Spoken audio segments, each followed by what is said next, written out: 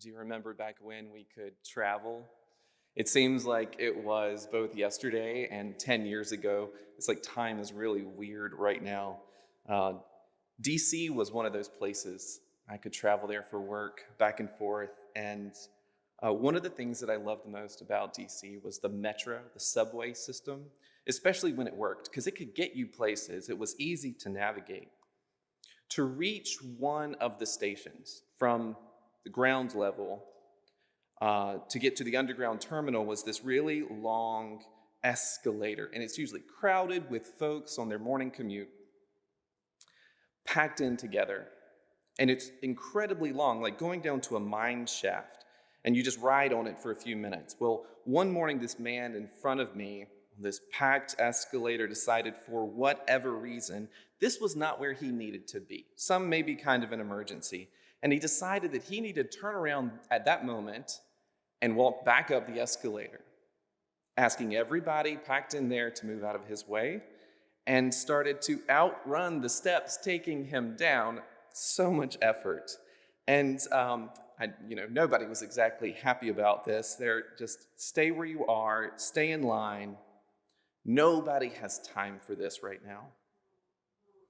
It took him so much effort to climb the descending stairs and ask people to let him aside, and I wonder, was it worth it? Couldn't you just gone down and come back up? Was it worth it? I was asked by church council this summer to lead the Anti-Racism Taskforce. It's a group of 11 of us, church members, that are tasked with two things. The first is to identify ways that Duke Memorial United Methodist Church contributes to racism and anti-racism. And then secondly, to make recommendations to become an anti-racist congregation. Now, in our group, the many conversations we've had over the past few months, one of the metaphors of white supremacy and racism that spoke to me, that convicted me, is that it is an escalator that we are riding on and we don't even know it. Now, I don't use the N-word. I'm not burning crosses, wearing white robes. But I am on this escalator. I am standing on this escalator. By being here, I contribute to harm done to people of color. I enable it. I and we enable it. And I am convinced that we are even guilty of enabling the riotous insurrection that happened last week. Y'all, it takes no effort to stand here. It takes effort to leave it. Reverend Dr. Martin Luther King had some words for us. This is a letter from the Birmingham jail. He says, "I have been greatly disappointed in the white moderate. I've almost reached the regrettable conclusion that the Negro's greatest stumbling block in his stride toward freedom is not the white citizens' counselor. It's not the KKK.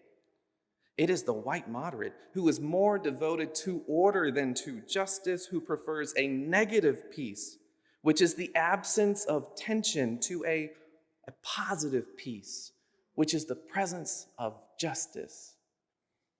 It's 2021, and MLK is speaking to me. I am the white moderate. He is speaking to us.